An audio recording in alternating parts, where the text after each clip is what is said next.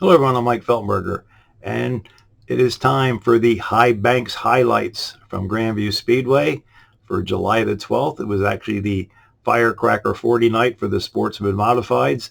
Fantastic field of cars, 41 Sportsmen signed in, 35 Modifieds. And it was also a night of firsts down at Grandview, with both feature winners getting their first career wins at Grandview in their respective divisions. So first up, I'll give the rundown of the Sportsman, which was the featured class last night for the Firecracker 40. They ran 4 heats. First winner was Caitlin Bailey in the 10K. Joey Vaccaro getting the second heat win in the 53. Lawson Zarensitz took the 12 under the checker for the third heat win, with Addison Meitzler in the 7-12, your fourth heat winner. Consolations was won by Kyle Hartzell in the 88. Dakota Kohler in the 59K, getting the second consolation win. They qualified 3 cars out of each, setting the field. Dylan Swinehart took a provisional to make the Firecracker 40 in the 38S. The front row for the feature found Tom Miller Sr. in the 77 inside front row, with Joey Vaccaro in the 53, your second starter. And at drop of the green, Vaccaro had a great run coming off of turn 4 to take the lead going into turn 1. Never to be denied, even though there was a couple times during the race where the top 5 cars were less than a second apart, with Ryan Graver putting on a strong bid to overtake Vaccaro, but Vaccaro had enough speed coming off of turn 2 to withstand the challenges from Graver and taking the big win, which we believe totaled over $3,000 with money and added bonuses. So Vaccaro getting the 53 under the checker for his first career win in the Sportsman class, totaling over $3,000 in money and bonuses.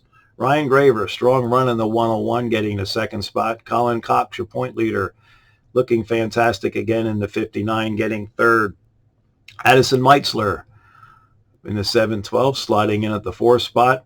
And Chase Guler, who had a third place run last week, was actually up to third place in the 40-lap main last night, but sort of fell back a little bit towards the later stages of the race, but still getting a 5th good run for Chase Guler in the 2G. Battle of the Gilmores came down to a last lap run, with Brett Gilmore in the 7 just besting his father Kenny in the 7K. They're getting the 6th and 7th spot, so the Gilmores finishing 6th and 7th. TJ Mayberry getting 8th. He was in an early race accident, and he was also the hard charger, coming from his 23rd starting spot to finish 8th after the 40 laps was completed. Teague Miller in the 917T, soldiering on, getting a 9th place finish. And rounding out your top 10 was Mike Schneck in the 2. Mike was also involved in a little incident, but rebounded to get a top 10 finish with a 10th. Hard luck was given to Tom Miller Jr. Tom was in a qualifying spot in his heat race, but had some bad luck turn his way. He ended up backing his number 82 into the third turn boilerplate and was done for the night. So he was considered the hard luck driver of the night. Halfway bonus from Dan's Deli going to Joey Vaccaro. Joey leading all 30 laps. And like I said, Joey supposedly, with all the money and bonuses, got over $3,000 for his first career win in the Yellow Submarine, the Vaccaro Auto Buyers number 53 Sportsman. Next up were the Modifieds. 3 heats for the Modifieds and a consolation. Your heat winners. The first heat winner was Ron Herring Jr. in the 85. Ray Swinehart took the second heat win in the 33R, with Ryan Belts looking pretty strong in the 221, getting the third heat win. Consolation was won by Brett Cressley in the 19K. Their 30-lap main event was a sight to behold.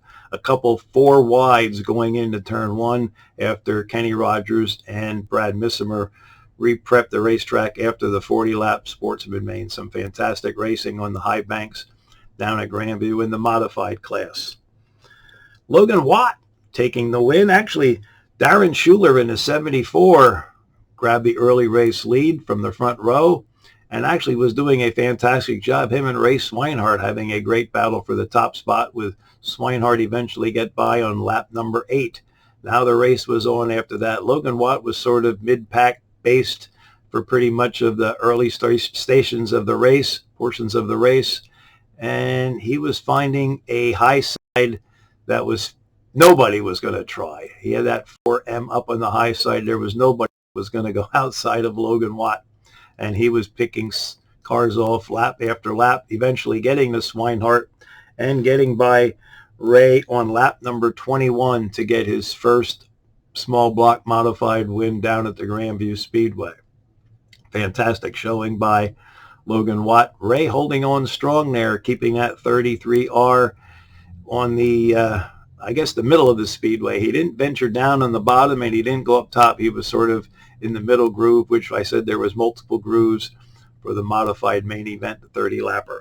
Swinehart getting second. Strong run for John Woolman in the 74W, getting third. Dwayne Howard in the 15G, solidly moving through the field in the 15G, getting the fourth spot. In fact, Dwayne Howard was your hard charger, advancing 21 spots, going from 25th to 4th after the 30 laps were completed. A nice showing by Craig Whitmoyer. We had ATVN was down there broadcasting last night, and I had to make special mention. He wasn't noticeable until about the last 10 laps of the race, and then all of a sudden there's a 99 Craig Whitmoyer sitting in the top 5, with him actually getting 5th at the finish.